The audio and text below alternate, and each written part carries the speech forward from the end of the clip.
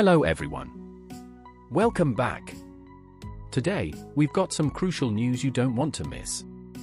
Let's dive right into the top financial headlines and break down what's happening. Let's dive into a Reuters report that caught our attention. The headline reads, European factories struggled last month as China's perked up ahead of Trump tariffs. I get it, that title might feel a bit confusing at first. What it's really doing is tying together two key pieces of data released today, Europe's PMI figures for November and China's citing PMI report. Let's break it down. Europe's situation. According to the report, manufacturing activity across Europe took a significant hit in November. Demand continued to shrink, crushing hopes of any near-term recovery. Meanwhile, China's factories kept their momentum, and for the first time in 8 months, US manufacturers saw an uptick in new orders. So, what's driving this? For China, it's partly thanks to government stimulus. But more importantly, it's the looming threat of tariffs. With Trump set to return to the White House in January, and his renewed focus on tariffs, Chinese exporters rush to get goods into the US before any new taxes kick in. Key numbers to watch. The Eurozone's PMI fell to 45.2 in November, aligning with economists' predictions. This figure is well below the 50 mark that separates growth from contraction and worse than October's 46. In short, Europe's economic outlook isn't just gloomy, it's shrinking. Germany, the region's economic powerhouse, remains stuck in contraction. But the real shocker is France, which saw a sharp decline in November. With both major economies struggling, it's no surprise the entire Eurozone is feeling the drag. On the flip side, things are looking up in the US.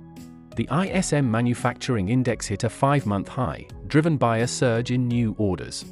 Meanwhile, China's citing PMI showed factory activity expanding at the fastest pace in 5 months, thanks to a spike in overseas orders. What makes Reuters' take unique? What really stands out about Reuters' coverage is its interpretation. While most outlets, like Bloomberg and the Wall Street Journal, credit China's recovery to government stimulus, Reuters highlights a different angle. Trump's win. They argue that Chinese manufacturers, anticipating higher tariffs, are racing to export as much as possible to the US before January. This beat-the-clock strategy, rather than just stimulus, is what's driving the recent uptick in activity. A broader perspective. Interestingly, The Economist echoed a similar line of thinking today. They discussed the recent depreciation of the yuan and pushed back against the idea that it's a response to Trump's trade policies. Instead, they see it as a natural outcome of China's economic slowdown. Why this matters? These subtle differences in analysis are why it's important to engage with high-quality reporting. Most sources might tell a similar story, but it's the nuances that make all the difference. The world is complex, and it's easy to fall into the trap of wanting simple, black and white answers. In reality, economic trends often have multiple causes. Ignoring or downplaying any of them can lead to flawed judgments. Understanding the bigger picture and the key drivers behind it helps us make more informed assessments. That's why we value these insights and encourage you to dig deeper, question assumptions, and avoid jumping to conclusions. After all, the devil is in the details. Next, let's talk about a major story out of Syria that's been making waves recently. Last week, things suddenly escalated into full-blown chaos, with headlines suggesting that President Bashar al-Assad might finally be in serious trouble and that Syria could be on the brink of a major shift. But what exactly happened? Why did the situation spiral so quickly? After nearly a week of speculation, we're starting to get some clarity. I'll break it down into 3 key reports that help explain what's going on. 1. The Economist's take, Assad's embarrassing defeat. The Economist ran a story with the headline, Syrian rebels sweep into Aleppo in an embarrassing rout for Bashar al-Assad. The subheadline pointed out that Russia and Iran, the Syrian dictator's closest allies, will be of less help than they used to be. This gives us a major clue. Assad's sudden setback comes down to a lack of external support. In the past, he relied heavily on Russia and Iran, but now both have their hands full. Russia's bogged down in Ukraine, and Iran is dealing with its own problems. Without that backing, Assad's forces were vulnerable, and the rebels took full advantage. The Economist highlights that this offensive was led by the Sham Liberation Organization, a group with an interesting backstory. They were once part of Al-Qaeda but publicly broke away in 2017 to clean up their image. Since then, they've gained support from the US and other Western countries. What's impressive is how well prepared they were. Even though the attack caught many off guard, the Sham group had clearly been planning for years. The Economist even noted how their fighters seemed better trained than Assad's forces. They used drones and special forces tactics, something you don't typically see from ragtag militias. This suggests significant training and outside support. The big takeaway? Syria's current situation is very different from 2016, when Assad's forces captured Aleppo with massive help from Russia and Hezbollah. Back then, Russia handled airstrikes, and Hezbollah sent 4,000 fighters to lead ground assaults. Today, neither is in a position to help. 2. New developments: Iraqi militias join the fight. Reuters reported today that Iraqi Shia militias have crossed the border into Syria to support Assad. But here's the catch: there are only about 300 fighters, which isn't likely to change the game. These militias have a history of clashing with US forces, so stepping into Syria could make them easy targets for Western-backed rebels. If US intelligence gets involved, these 300 fighters could quickly find themselves outnumbered and outmaneuvered. Essentially, it's shaping up to be a game of cat and mouse, with the rebels holding the advantage. 3. The timing: why now? Another Reuters report shed light on the timing of this offensive. According to rebel leaders, the recent ceasefire between Israel and Hezbollah in Lebanon played a crucial role. With Hezbollah out of the picture, the Sham group saw an opportunity to strike. This aligns with the broader picture: Assad's usual allies are either distracted or weakened, giving the rebels a window to act.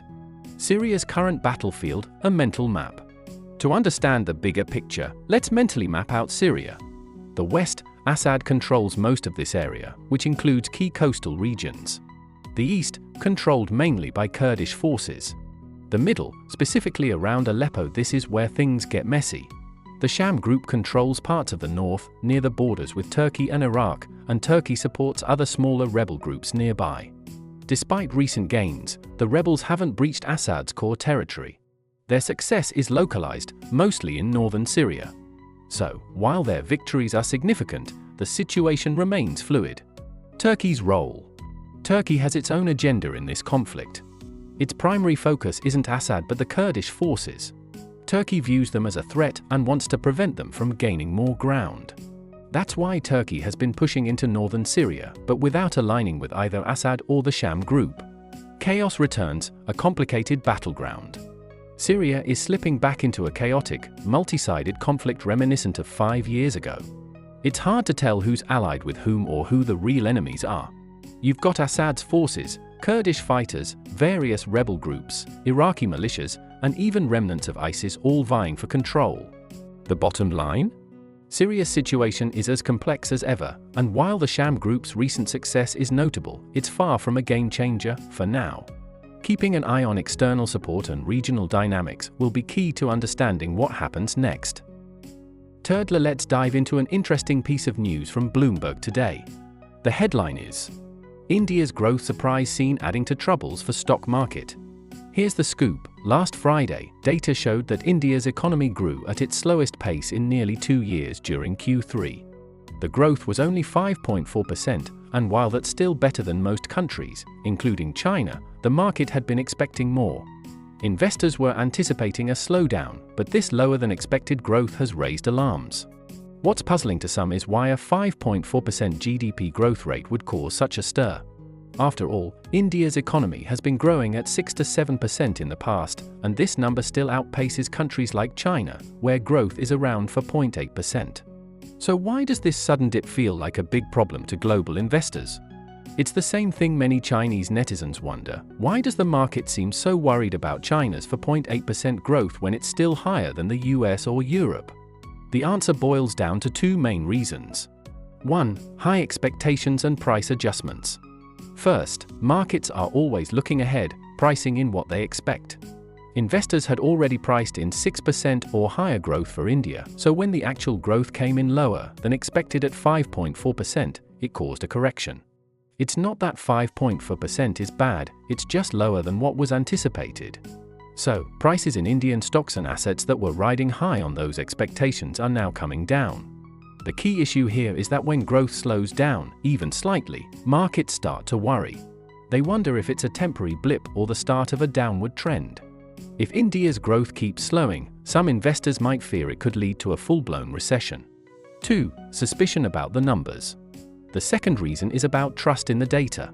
There's a well-known, unspoken consensus in Western markets that countries like China and India have inflated their growth numbers. So when these economies slow down, markets tend to overreact, thinking that the slowdown is worse than it really is. If growth slows but stays above 5%, it doesn't necessarily mean the economy is in trouble. But if the slowdown accelerates, it raises fears that the numbers were never as strong as they seemed. That's why markets are so sensitive to growth shifts in places like India and China. They're always trying to figure out what's real and what's not. Wrapping up. So why does the world's financial community seem to pick apart every piece of good news from China and India? It's because of these two factors: high expectations and doubts about the numbers. As a result, any sign of slowing down, no matter how small, sets off alarms. For investors, it's all about managing the future. And when that future starts to look a little uncertain, even slight dips in growth can make them panic. The fourth piece of news we're sharing today is about the situation in Georgia, which is getting a lot of attention right now. Things have gotten pretty tense there, so what's going on? According to a report from Reuters today, the headline reads, "Georgian President Seeks West Support in Standoff with Her Own Government." It mentions that protests have been going on in the capital, Tbilisi, for the fifth night in a row, with police and demonstrators facing off. So, why is Georgia suddenly in the middle of such a huge political upheaval? The root of the problem goes back to the election in October, where they voted for government leaders, the Prime Minister, and Parliament. The current president, Salome Zurabichvili, and various anti-government or pro-democracy groups claim the election was rigged and that the victory was stolen. On the other side, the ruling party, Georgian Dream, insists that they won fairly with 54% of the vote. The president and the opposition parties are calling for protests and refusing to accept the official election results. But why is President Zurabichvili leading this movement for democracy? Reuters pointed out that she was born and raised in France, which sets her apart from many Georgian political figures who grew up in the Soviet era. Zurabichvili's Western education explains why she's taking such a strong stance against the current Georgian government. Her parents were Georgian and her father was once Georgia's ambassador to France, so her family spent a lot of time in France. Now, government officials have resigned in protest over the alleged election fraud. Russia, of course, is closely watching the situation in Georgia. Kremlin spokesperson Dmitry Peskov said today that Russia isn't interfering, but he compared the protests to the 2014 Ukraine revolution, which overthrew a pro-Russia president. President Zurabichvili, however, rejects that comparison. She says this isn't a revolution, it's about protecting the constitution and ensuring fair elections. The core message from today's Reuters report is that the president is urgently calling on the West to step in. She warned that if the West stays silent, the government will crush the protests. So, that's the latest update from Georgia, and it looks like things are far from settled. Fifth big news: Nissan CFO to resign amid major financial trouble. So here's the scoop from Bloomberg: Nissan CFO set to step down as carmaker faces raft of challenges. This is huge, not just for Japan's economy, but it could also have ripple effects on China's as well. Here's why it matters: Nissan is facing serious financial trouble. They're planning to lay off thousands of employees globally and are cutting their production capacity by 20%. The company has been hit hard by sales drops in its two biggest markets, China and the US. In fact, sales in China alone dropped by over 14% in the first half of the year. If that trend continues, the full-year numbers could be even worse. Bloomberg reports that the main reasons for Nissan's troubles are twofold. 1. Losing the EV race in China, while the rest of the world moves towards electric vehicles, Nissan is falling behind. 2. Losing the hybrid car market in the US, they've got stiff competition from Toyota and Honda when it comes to hybrids, and they just can't keep up. So now, Nissan is facing the possibility of a major restructuring. It won't necessarily shut down, but things are looking pretty bleak. I've got some thoughts on this. A lot of this seems to come down to Japan's stubbornness and slow-to-adapt mindset, especially when it comes to China's growing electric vehicle market. Big names like Toyota, and Nissan too, to be fair, thought there would be a long transition period before electric vehicles took over. In the US, sure, there's still a lot of demand for gasoline-powered cars, so the shift has been slower. But China? That's a different story. China's government is pushing hard to develop its electric car industry. Why? Because they rely heavily on oil imports, and getting off oil is a strategic priority. Japan didn't anticipate the speed at which China would move on this, and that's put them at a huge disadvantage. Nissan and Toyota were ahead in terms of EV tech, but because they underestimated China's push, they've lost out on a massive market. I'm no expert, but it seems clear that Japan's reluctance to fully dive into the EV revolution is costing them. They could have been leading the charge, but now Chinese manufacturers are the ones dominating the electric car scene. Unless Japan comes up with some major new breakthroughs in automotive technology, they're going to face some tough times ahead.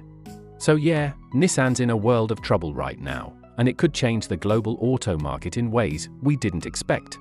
We'll see how this plays out, but things aren't looking good for the Japanese carmakers. Today's sixth major news story: U.S. job openings jumped to 7.7 million. Here's an update from Bloomberg: U.S. job openings pick up to 7.7 million as labor demand steadies.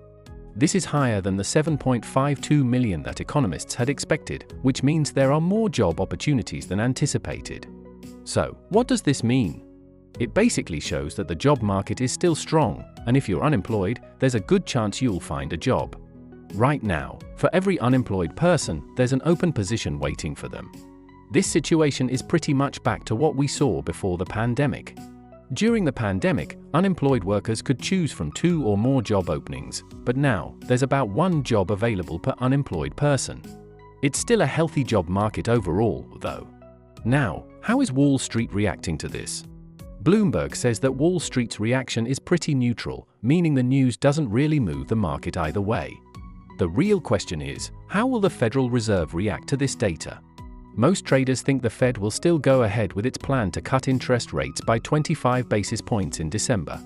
A recent survey found that 71% of traders expect this rate cut to happen as scheduled. On top of that, Fed official Christopher Waller weighed in today with some reassuring comments.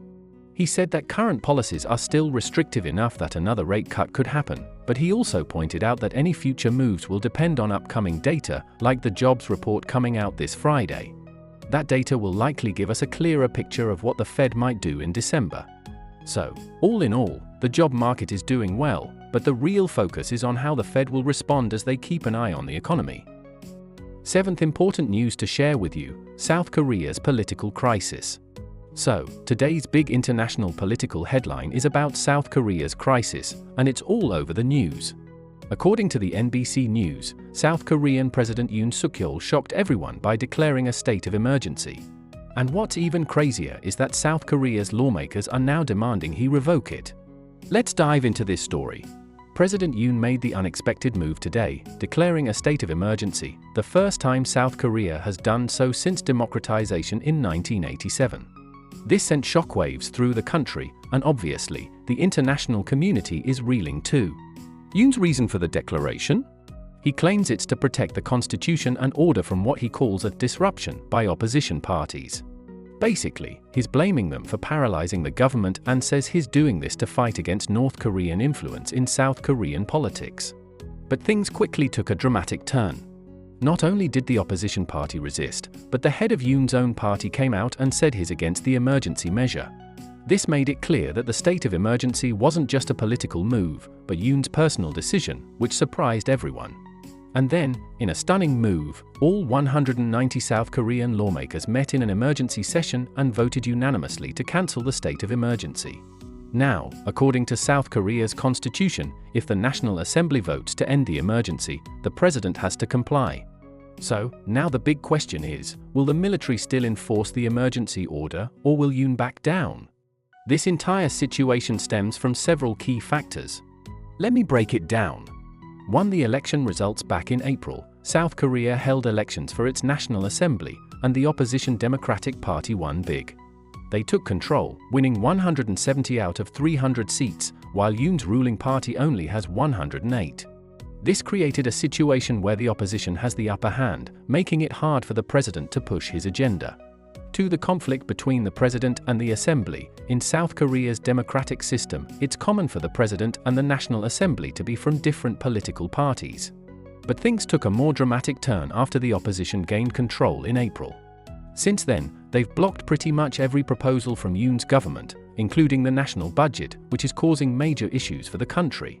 The opposition says it's their right, but this has put Yoon in a really difficult spot, especially since the government can't even function without a budget. 3 personal attacks on Yoon. On top of all that, the opposition has been relentlessly attacking Yoon's wife over alleged corruption, accusing her of accepting bribes. Although the courts have sided with Yoon, the attacks continue, and the opposition even started the impeachment process against the country's top prosecutor. This has been a serious blow to Yoon's leadership. For the court decision on the opposition leader, and just last Friday, a South Korean court sentenced opposition leader Lee Jae-myung to prison for violating election laws. This is another blow to the already tense political environment. Now that we understand the background, here are 3 thoughts I'd like to share with you. 1. Taiwan's political situation is very similar. Taiwan's situation right now reminds me a lot of what's going on in South Korea. The opposition parties, the Kuomintang and the Taiwan People's Party, control more seats in the legislature than the ruling Democratic Progressive Party. In the past, Taiwan has had situations where the opposition had more seats, but this time feels different. The opposition is blocking key proposals, just like what's happening in South Korea. And honestly, this kind of deadlock hurts the nation's ability to function properly, especially when it comes to things like the national budget and defense. 2. The US political system is different. You might have noticed that the US is also highly polarized right now, but there's a difference when it comes to budgets. In the US, even though the 2 parties fight, they generally find ways to compromise on things like the budget. Why? Because voters hold them accountable. If a politician blocks funding for essential services, they risk losing their seat in the next election. This accountability doesn't seem to exist as much in Taiwan and South Korea, where the 2 sides seem locked in a more hostile, winner-takes-all mentality. 3. Too much power in the ruling party. In both South Korea and Taiwan, there's a tendency for the ruling party to hold too much power and not be willing to compromise. This my way or the highway attitude is dangerous. In Taiwan, the ruling DPP isn't as good as the KMT at building strong grassroots support, which has allowed the opposition to gain more power. Similarly, in South Korea, Yoon's government is struggling because it can't compromise with the opposition. This shows a weakness in both systems. When the ruling party becomes too dominant, it can lead to political instability and gridlock. In conclusion, while South Korea's political crisis is unique to them, it does have some important parallels with Taiwan and even the US. The key takeaway? Politics shouldn't just be about fighting for power, it should be about compromise and serving the people, not playing games with the country's future. That's all for today. Thanks so much for watching. If you found this video helpful, don't forget to hit the like button and subscribe for more updates. I look forward to seeing you in the next one.